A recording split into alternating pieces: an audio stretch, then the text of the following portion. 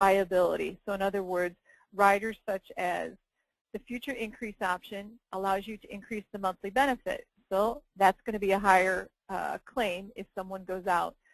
The cost of living adjustment, that increases the monthly benefit when someone is out on claim. It happens every year that they're out on claim.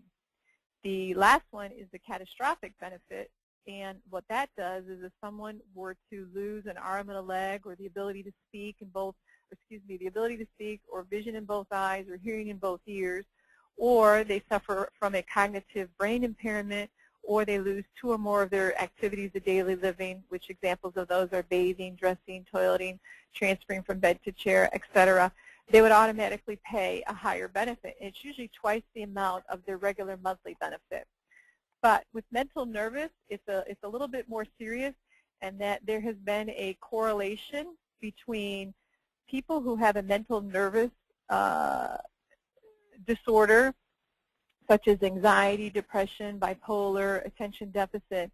And what they have found is claims experience shows that these people, even though they may not go out and claim for mental nervous because there's an exclusion on the plan, they have a tendency to go out for other things. And examples of those are GERD, which is acid reflux, migraine headaches, rapid heart rate, or sometimes sleep issues.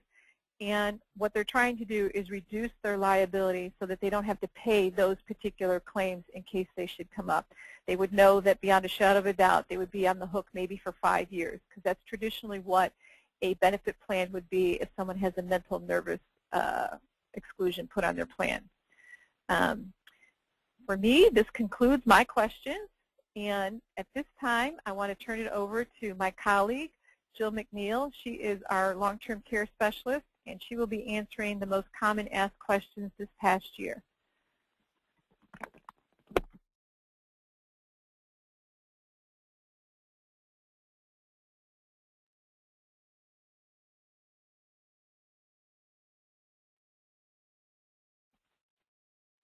Thank you, Kathy. Good afternoon, everyone. And as Kathy explained, I will be answering some long-term care questions. First question is, can you show good explanations and examples of how to finance long-term care, life insurance combos, annuities, etc.? There's about 5 different ways to fund long-term care. The first one we're going to discuss is self-fund. If your client has a fair amount of assets, doesn't mind taking the risk of spending down those assets, then self-fund is the way to go. Or maybe they have so many assets they'd never be able to spend them down.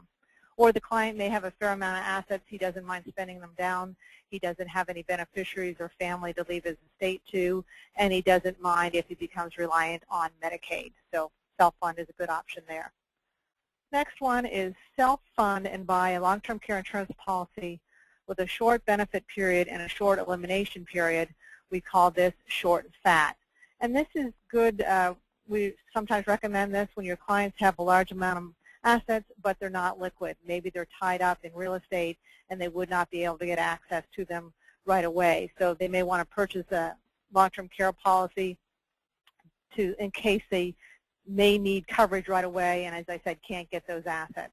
So we'd recommend they purchase a daily benefit, 80 to 100% of the cost of care in their area. Put a short elimination period on this, maybe 30 to 60 days, so they can get access to those benefits right away, and a short benefit period, maybe 2 years. And the thought behind